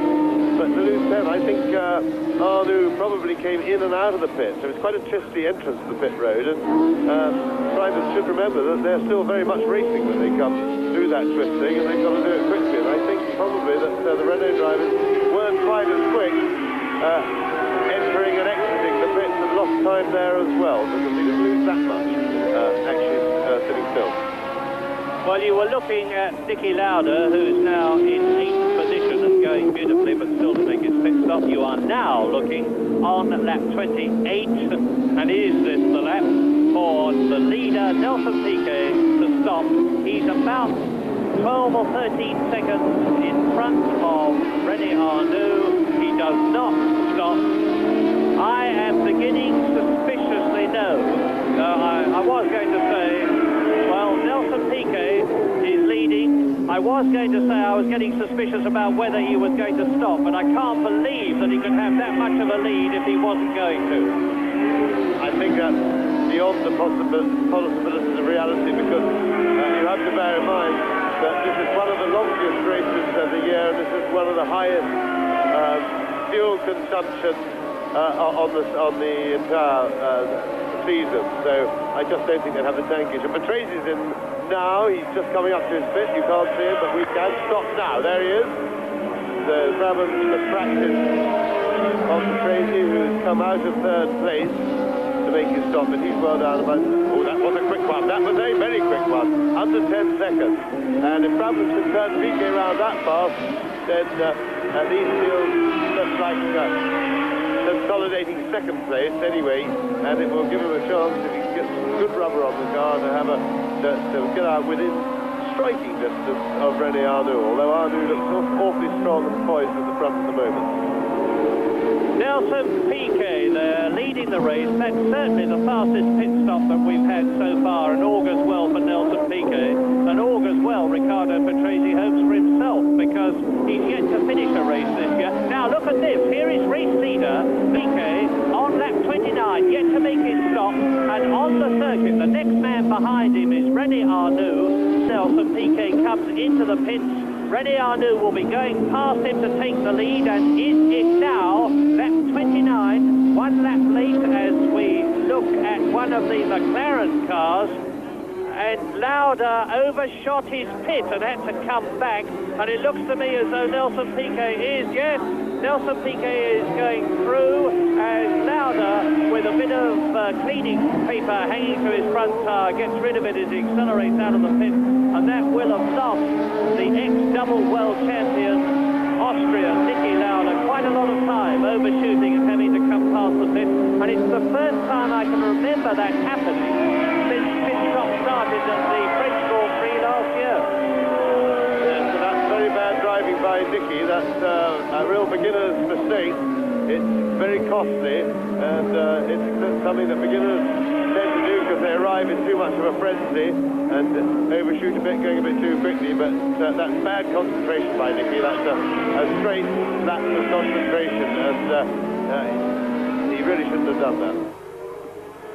Yes, I must cautiously say that John Watson was having trouble with his choice of brake pads yesterday. Maybe Niki Lauda had the same thing, to be charitable, but for whatever reason he overshot. And now on lap 30, which is the 2/3 distance in the German Grand Prix out of 45 laps, there is the race leader, Nelson Piquet, who this year is in second place in the World Championship, having won in Brazil, having had 3 second places, and that is Raul Boesel, and I'm sure he's just exhausted. I don't know if there's anything wrong with the car, but Raul Boesel on lap 30 out of the race as Piquet comes into the chicane. Well, I've tried Wolf now on 3 occasions on laps 27, 28 and 29, prophesying a pit stop for Nelson Piquet, and I reckon he may well be coming in this time. The Brabham mechanics are all ready. I'm looking across and into the pit road goes race leader Nelson Piquet. Now, where is René Arnoux? He's coming out round the curve as Nelson Piquet comes into the pit, and soon Nelson Piquet, you'll watch the car, watch for the red car in the background while you just miss it, and now René Arnoux has passed Nelson Piquet, who, as you see, is on target for a very quick pit stop. Well, it's 11.12 according to the digital clock there. Nelson Piquet and René Arnoux was about 10 seconds ahead of Nelson Piquet as the Brazilian blasted out of the pit to start his 31st lap. Now there is Arnoux. He's leading the German Grand Prix again, as he did for so long before the pit stop. Nelson Piquet then is in second place, and we're getting the status quo returned, although Eddie Cheever is still in third position, and Alain Prost has not caught and passed his teammates, and I wonder if the Renault team will give Cheever orders later in the race, should their positions be the same, to ease off and let Prost through, because Prost, of course, is leading the World Championship and leads the points for third position rather than fourth. Now, René Arnoux behind Niki Lauda. Helsinki schalten, aber bitte, wir bleiben noch ein bisschen hier in Hockenheim dabei. Zunächst für rund 10 Minuten gehen wir noch mal zur Leichtathletik, aber zunächst noch mal bitte eine Runde, dann können wir sehen, ob sich aus den Boxenstops irgendeine wesentliche Veränderung ergibt. Arnoux eben an Lauda vorbeigegangen. Arnoux, der wieder jetzt Spitzenreiter in diesem Grand Prix ist. Lauda war der letzte Mann noch in einer Runde mit Arnaud. Lauda liegt im Moment an der 7. Position. Wenn er Glück hat, kommt er noch in die Punkteränge.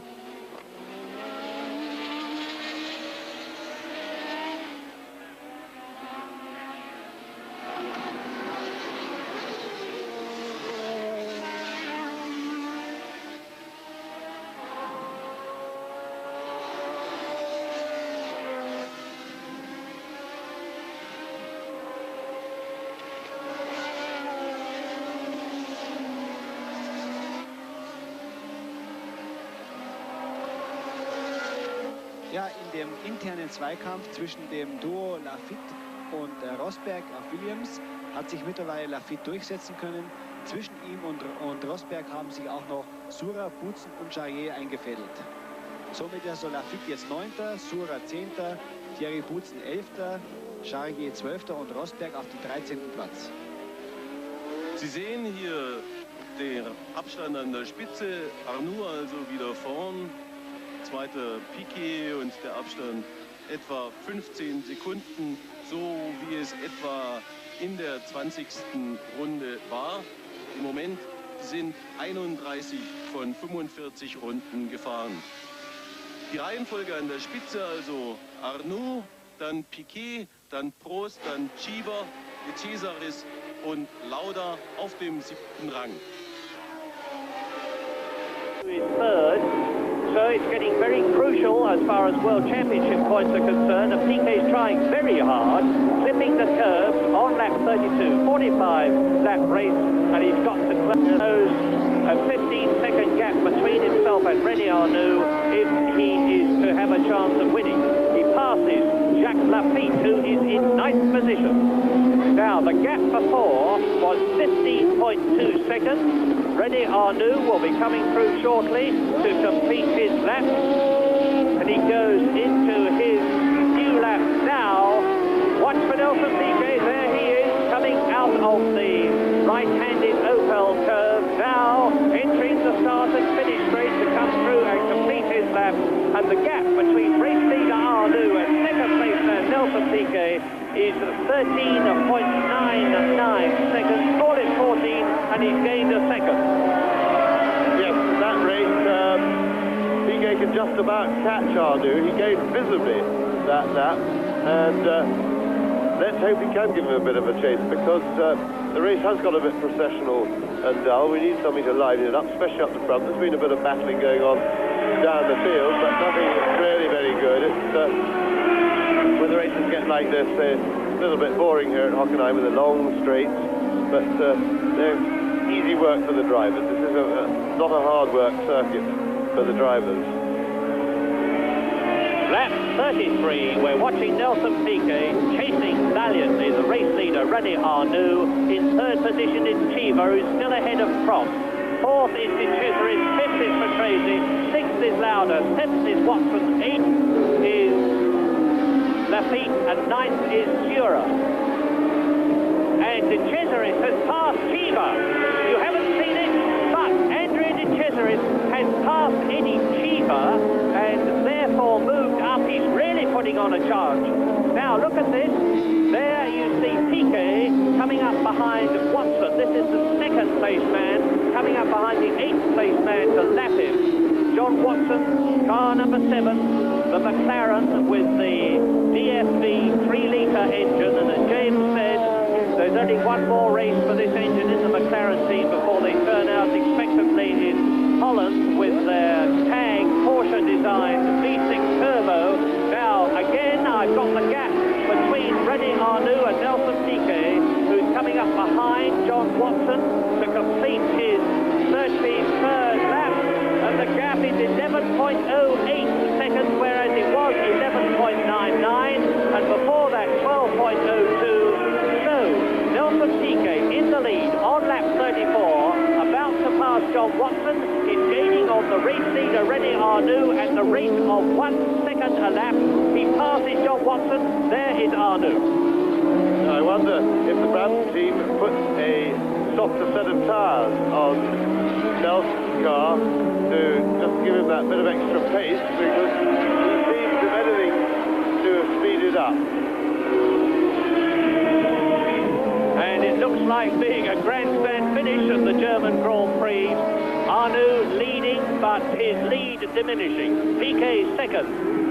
Then, as you saw, Andrea De Cesaris is coming up tremendously fast, and Prost is slipping back. Alain Prost has been passed by Riccardo Patrese. Prost was fifth. So now Prost is in danger of not getting any World Championship points. There is Piquet, and Arnoux leads. Piquet second, Chiva third, De Cesaris fourth, Patrese fifth, Prost sixth, and that is the position after 33 laps. We are on lap 34.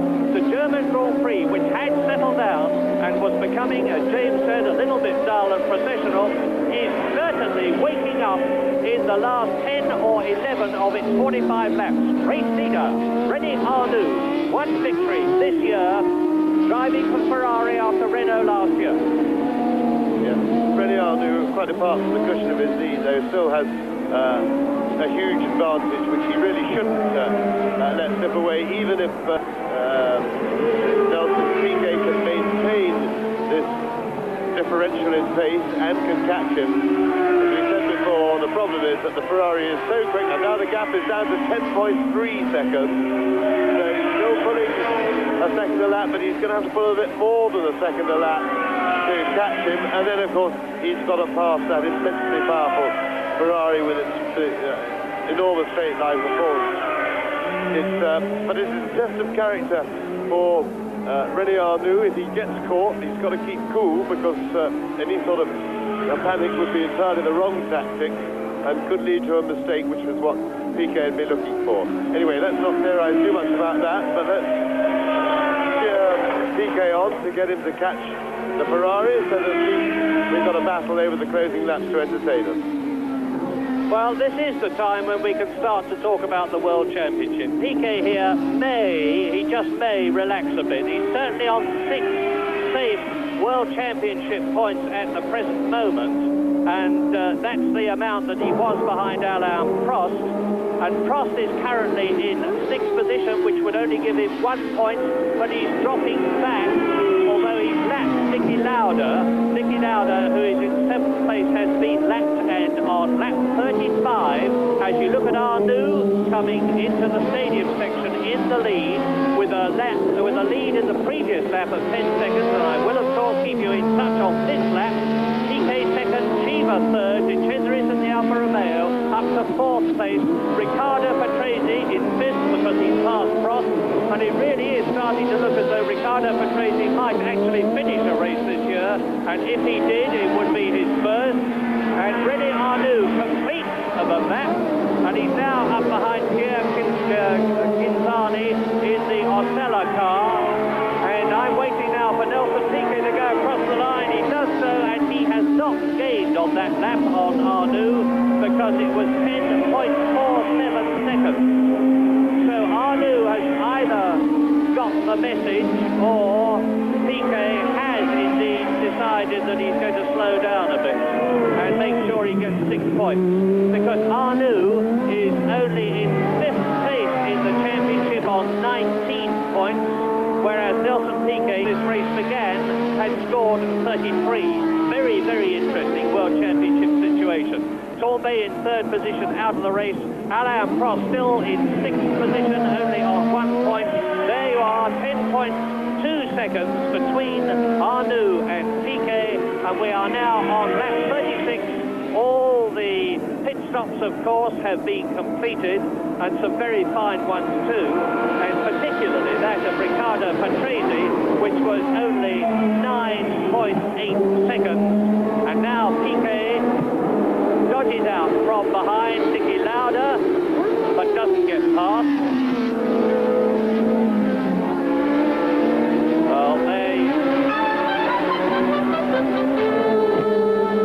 second gear, Sachs curve, 90 miles an hour. Up into 3rd to the right-handed Elf curve, about 120 round as they exit here. Still in 3rd gear. Arnoux leading the race in the Ferrari. Has already won once this year in Canada. Over the line goes the Frenchman in the Ferrari, and it sounds crisp, clean and powerful to me. Behind him, there, the Brazilian Nelson Piquet, 8.6 Now, this is really something. Cesaris is in trouble at the Ost curve. All I know is that he's in some sort of mechanical problem. Andrew Cesaris, who was in fourth position, but now on lap 38, something is happening between Arnoux and PK in first and second places to close the gap, which has come down by almost 2 seconds in 1 lap, and Nelson Piquet could be on his way to another victory after his first in Brazil this year. There's Danny Sullivan in the Benetton Tyrrell, and Piquet then, who won in Brazil, second in France and Monaco, second in Great Britain, fourth in Belgium and Detroit, and several non-finishes. Now, here is the race leader. Now, look for yourselves and judge the gap between Arnoux on his 38th lap and Nelson Piquet in second position. There's the Brazilian. It's, I think, less than 8.6 seconds. I'll soon tell you when I get my own stopwatch running as they go past me. The Brabham BMW and the German crowd, and there's well over 100,000 of them here, as ever, at the Hockenheim Ring, are soon going to see Arnoux and Piquet very, very close together as they come into the stadium, and then we'll get that famous Hockenheim roar. Arnoux and Piquet in the background for a moment there. Now, right, Arnoux.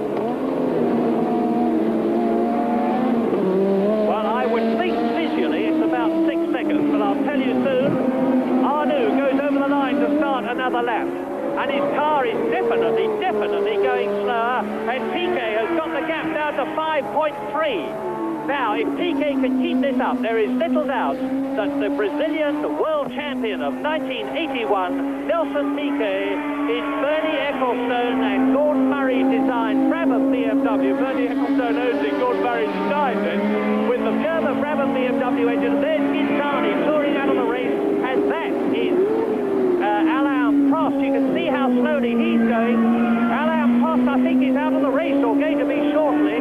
Well, things really are happening, because there's Keke Rosberg coming up to catch him. Now, what's the gap between Piquet in second place and Arnoux, the race leader? We're on lap 39 out of 45 as Johnny Cecotto passes Ghinzani's Osella with the V12 engine.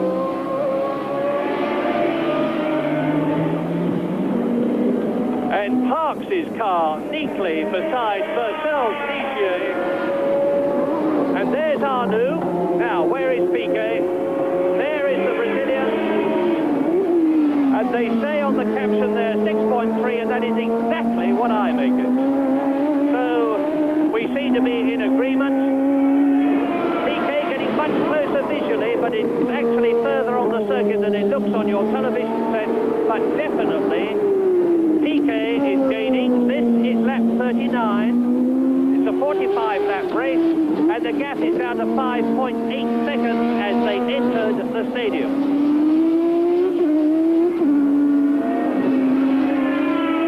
Arnoux. I'll just give you the gap. Arnoux goes across the line now, and Piquet approaches it. There he is in the background, and the gap is 5.8 seconds. James.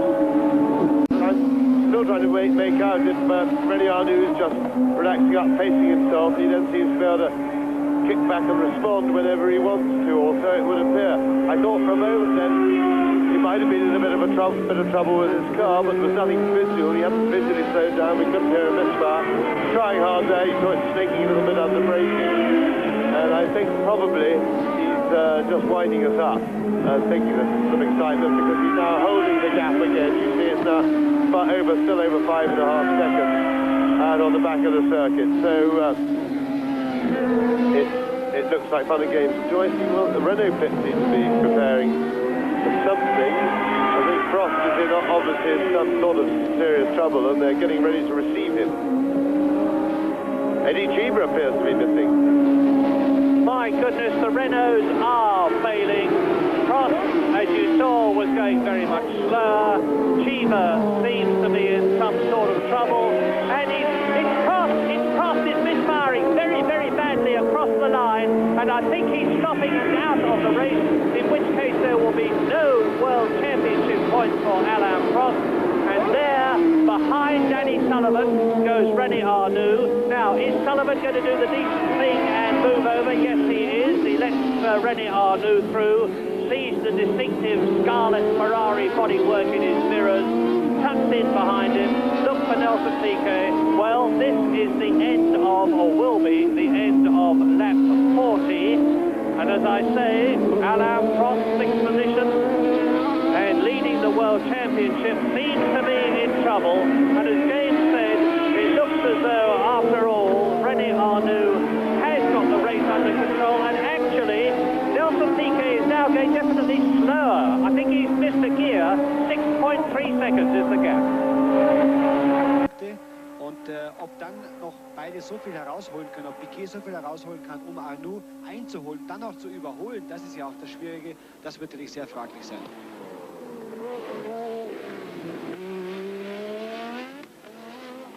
Es sieht so aus, als ob Arnoux etwas vorsichtiger aus der Schikane herausfährt. Denn Piquet nützt die ganze Straßenbreite, fährt sogar leicht auf diese abgeschreckten Kanten hinauf. Und jetzt hat Piquet auch noch den Nachteil, dass Sullivan auf dem Tyrrell dazwischen liegt und vielleicht kann Arnoux, oder offensichtlich kann Arnoux doch noch reagieren. Der Abstand ist wieder etwas größer geworden. Ja, wie wir gerade erfahren haben, ist auch Eddie Cheever ausgefallen. Somit haben sich die Probleme im Renault-Team etwas gelöst. Wahrscheinlich hätte ja Eddie Cheever noch seinen Teamkollegen Prost vorbeilassen müssen, denn jeder Punkt ist für Alain Prost sehr wichtig. Prost befindet sich momentan nur auf dem 5. Rang und wenn Piquet den 2. Platz einhalten kann, wird es auch in der Weltmeisterschaft in der Führung sehr, sehr knapp werden.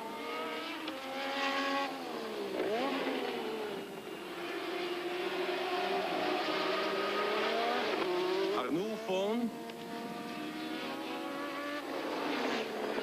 Piquet ist in der Zwischenzeit ohne Schwierigkeiten an Sullivan vorbei. Wir sind gespannt, ob wir eine neue Information über den Abstand erhalten.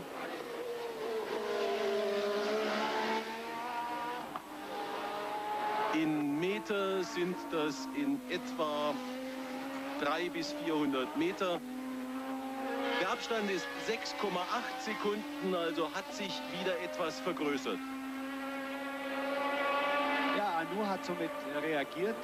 Er holt wirklich das Letzte aus seinem Ferrari heraus und hat mit Sicherheit auch die Leistung gesteigert, was ihm auf der Geraden natürlich... In the World Championship points and the first non-turbo, the veteran Niki Lauda in the McLaren. 7th is his teammate John Watson, 8th is Jacques Lafitte, 9th is Sura, 10th is Jarier, 11th is Boutsen, and in 12th position is Becky Rosberg. And we are now on lap 42. It is now a question of reliability and consistency. There is Rosberg passing Prost, and that gives you an indication of the trouble that Prost is in, because the Renault has got at least 100, maybe more, much more horsepower advantage over the Ford DSC-powered non-turbo car of Keke Rosberg. And even though Rosberg passed Prost on braking on the approach to the twisty stadium section, he's clearly much quicker round the lap than the Frenchman in the Renault. But Prost is pretty safe. He's lapped, or the leader that lapped Niki Lauda, and Lauda therefore is a long way behind Alain Prost, and I don't think that Alain Prost, the second of these two drivers that we were looking at, because we're now looking at René Arnoux, has any danger of losing his 6th position and 1 point, which could be absolutely vital to his World Championship chances at the end of the season, unless his Renault strikes more trouble than he's in at the moment. René Arnoux then completed another lap and he's on his 43rd. The gap is increasing, it's 7.2 seconds. There is Nelson Piquet, who is in 2nd position, and he is, what, 42 seconds ahead of De Cesaris, who is, I can't say, what, 20 seconds ahead of Patrese, who is in 4th position, who is 12 seconds ahead of Prost, who is 5th but dropping back, and Niki Lauda, who is in 6th position, has been lapped. Piquet, second. And you can see how hard he's trying, and his car is well and truly on fire now. The turbo has gone in Nelson Piquet's car on lap 43. He's going to lose the 6 points, and he's going to have to stop very quickly and get out of that car fast. So there is Nelson Piquet parking his Brabham. He's spotted the trouble. He'll be out of this car like a jackrabbit, because it's going up in the most gigantic ball of flame soon. And Nelson Piquet sprints away, looking at his backside to make sure he's not on fire, because he can obviously feel the heat. Out comes the course fire car, and Nelson Piquet has gone out of the German Grand Prix for the second year in very dramatic circumstances, because last year he had his punch-up with Salazar. Yes, well, that's terribly bad luck for Nelson. Now, I noticed that marshal who was on the side of the track couldn't get his fire extinguisher working for quite some time, which is all right in that situation, but wouldn't have been so clever if there'd been a driver in it. And that is a disgrace, because these things should be serviced, and either that, I don't know whether it was the fault of the implement or whether it was some incompetence by the marshal in operating it, but whatever happened, if somebody had been in there in a crash situation with a fire, that could have been the difference between living and dying. And I was pretty horrified watching that man struggling with his extinguisher and failing to get it going. Very bad news indeed. We're on lap 44 now, and now the gods are really smiling on Alain Prost, because the only man that was really close to him and left in the race in the World Championship, Nelson Piquet, has gone out under the most dramatic of circumstances. René Arnoux has only got another lap to do at the end of this one to complete and win the German Grand Prix, and here he is, not very far off from starting his last lap. That means to say that with Piquet having gone out, and René Arnoux will soon see his car parked by the side of the circuit and will be able completely to relax. That means to say that Andrea de Cesaris, after his most unfortunate practice period that we told you about earlier on, and the massive fines that he's incurred, is in fact going to have his highest Grand Prix finish of the year. Not only that, but his first points of the year for finishing in second place, and his first finish of the year, because for one reason or another, De Cesaris has either failed to qualify or failed to finish in every race this year, except the German Grand Prix, and he's now on his 44th lap out of 45 as we watch the race winner designate René Arnoux from Magny-Cours coming through to start soon his last lap. And as Arnoux goes into the stadium section on lap 44 out of 45, it is De Cesaris second, Patrese third, Prost fourth, Lauda fifth, Watson up for the points in sixth position after being 23rd on the grid in practice, seventh Lafitte, eighth Sura, ninth Jarier, 10th Boutsen, 11th Rosberg, 12th Johnny Chicotto, and all the others have been lapped at least once. Indeed, Niki Lauda, who is currently in fifth position, has been lapped by the man you are watching with noch ein Runde to go, 1 lap to go. René Arnoux in the Ferrari, who had a lot to prove in this race, because his doubt in Ferrari, his future in Ferrari was in some doubt, but it doesn't look like it now. Yes, that's right. Very important race for Arnoux, and it's all worked absolutely perfectly for him. Here he comes into the first of the chicanes for the last time. He's was never really troubled. He just had to work a bit hard in the opening laps to get past his teammate Patrick Tambay, and from then on a few people threatened to give him a hard time, but nobody did. Nelson Piquet came the closest to it, but was never put him under any pressure, and that will help Arnoux stock a great deal at Ferrari, where it wasn't very high, and the Ferrari camp is under siege from most of the drivers. Nearly every driver in the business would like to have that engine attached to his right foot next year, and Arnoux will be pleased, because no doubt he'd like to stay where he is. Of course, the regulations change a bit next year with a limit on the amount of fuel they can use, and of course this may equal up the engine situation, which will be a very good thing for the sport and a good thing for us spectators. We should maybe get some closer races, but that remains to be seen. We'll have to wait. René Arnoux enters the stadium in front of that massive German crowd for the 45th time, on his way almost home to winning his second Grand Prix of the year, to give himself 9 championship points. Now, out of the last right-hander, the checkered flag is ready indeed. Arnoux approaches it, the Ferrari mechanics pour out onto the road, and René Arnoux takes the checkered flag to win for the second time this year a Grand Prix. Bei Ferrari nach der Enttäuschung über den Ausfall von Patrick Tambay nun also ein Sieg des kleinen Franzosen René Arnoux.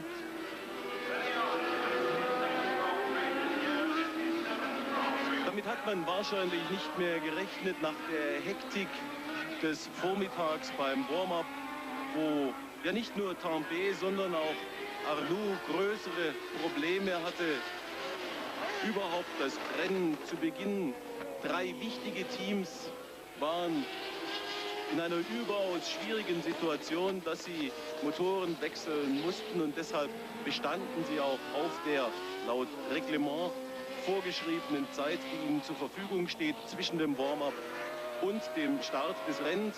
Glück also für Ferrari, Glück aber auch für Alfa Romeo. Ein zweiter Platz für Andrea De Cesaris, der hier über die Ziellinie geht. Und er rollt ganz langsam und hat der Motor klingt auch komisch. Vielleicht hat er diesen zweiten Platz noch gerade so retten können. Das sieht so aus, als wäre er eben gerade noch so rüber gerutscht. Ist egal, zweiter Platz für Andrea De Cesaris, eine gute Leistung und seine ersten Punkte, die er in dieser Weltmeisterschaftssaison erringt. Ebenso wie für diesen Mann, Riccardo Patrese, eine Genugtuung wird es für ihn sein. Endlich ist er einmal im Ziel. Der Mann, der das Lachen verlernte in der Formel 1, keine Punkte bisher erreicht und noch nie im Ziel gewesen in 9 Rennen dieses Jahres. Also Patrese ist Dritter. Alain Prost, der Weltmeisterschaftsfavorit, Vierter. Er bekommt dafür 3 Punkte. Das ist natürlich ganz schön, wenn man daran denkt, dass seine direkten Konkurrenten Piquet und Tambay keine Punkte kassiert haben und er bisher bereits 6 Punkte Vorsprung hatte. Die weitere Reihenfolge: 5. wird Niki Lauda. Auch das ist ein Erfolg für ihn und für das McLaren-Team. Vielleicht haben Sie vor dem Rennen das Interview gehört. Er rechnete sich nicht sonderlich viel aus, aber es hat gut geklappt. Mehr ist auf einer solchen Strecke und mit einem Saugmotorfahrzeug wirklich nicht drin. Man muss auf Abwarten fahren. Das hat Lauda getan. 5. Platz also für Lauda und 6. Platz für Watson. Hier ist die Reihenfolge des Großen Preises von Deutschland, des 10. Weltmeisterschaftslaufes dieser Saison für Formel 1 Rennwagen eingeblendet. Also die ersten 6 hier, die Fahrer, die Punkte kassieren. René Arnoux 9, De Cesaris 6, Patrese 4, Prost 3, Lauda 2 und Watson 1 Punkt. 7. wird Lafitte, 8. der Schweizer Marc Surer auf dem Eros. Sein Teamkollege Thierry Gutzen aus Belgien wird 10. Hier haben Sie auch gleich den neuen WM-Stand.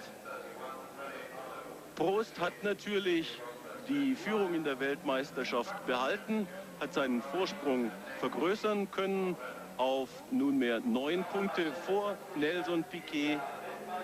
Dann Tambay. Arnoux hat sich verbessert auf den 4. Rang. Das Fahrzeug jetzt umringt von Journalisten. Hier die Szene noch einmal von Nelson Piquet. 3 Runden vor Schluss also. Dieser Vorfall, Brand im Brabham BMW, wahrscheinlich verursacht durch den erhöhten Ladedruck in den letzten Runden durch das Bemühen, an den führenden Arnoux heranzukommen, noch hier zu gewinnen.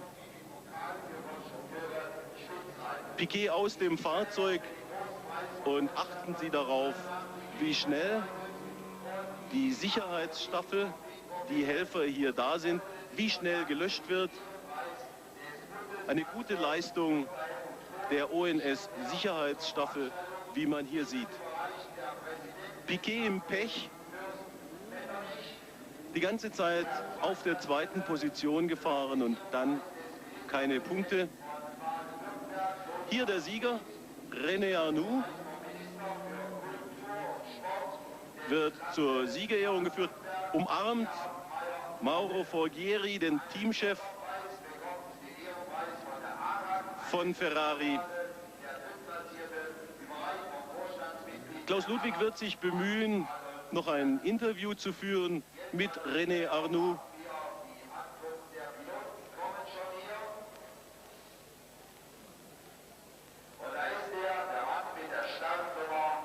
Hier Klaus Ludwig und René Arnoux, der Sieger. Wir bitten um ein paar Worte des Siegers. Wie ist das Rennen aus seiner Sicht gelaufen? Congratulations for the winning. How was it outside? I'm very happy because I have a very good car today for winning, and it's very good. All thing is very good. When I stop to the pits to change my tires, it's also very quick. And I am very happy because it's a second race with the new car Ferrari, and I win this race. It's very important also for me because I take 9 points for the championship. I'm very, very happy. Er sagte, dass er sehr, sehr glücklich ist, dass es das zweite Rennen mit dem neuen Ferrari ist, dass er einen sehr schnellen Reifenstopp gemacht hätte und von Anfang an eigentlich sehr glücklich mit dem Auto war und dass er sich jetzt mit den 9 Punkten natürlich für die Weltmeisterschaft noch einiges ausrechnet. Did you have any problem in the race with anything? No, I have only some vibration with my second set of tires when I stop to the pit to put fuel and to change my tires. But you know, when you are in front of the race and you have some vibration, you are always I don't know his name, but it's not. You wait the last the flag, and but this is no problem. Also er sagt, er hätte mit den zweiten Satzreifen doch einige Probleme gehabt. Die Reifen hätten vibriert. Es wäre dann nicht so einfach für ihn gewesen zu fahren, daher auch etwas langsamer. Aber es hätte immer gereicht und es wäre halt eben ein komisches Gefühl, mit einem kleinen Problem in einem Auto zu sitzen, Führung zu haben. Und ihm wäre schon etwas, so wie man in Deutschland sagt, die Muffe gegangen. René, last question. What do you think about the World Championship? Do you reckon that you have a chance? Glauben Sie, dass Sie eine Chance haben für die Weltmeisterschaft? Yes, this race for me, when I start for the race, I have only one thing in my head, to win the race, to take 9 points, because it's very important. Now I win 2 races this year, and I am very good for the championship. I am very, very happy. Thank you very, very much. Okay. Er sagte, dass er doch sehr glücklich ist und dass er jetzt mit den 9 Punkten, dass er nur auf diese 9 Punkte hingearbeitet hätte und dass er jetzt doch noch sich eine große Chance ausrechnet. Vielen, vielen Dank. Thank you very much. Ja, René Arnoux hat also tatsächlich noch eine Chance auf die Weltmeisterschaft. Es stehen noch 5 Rennen aus. Das nächste wird bereits in 8 Tagen in Zeltweg sein.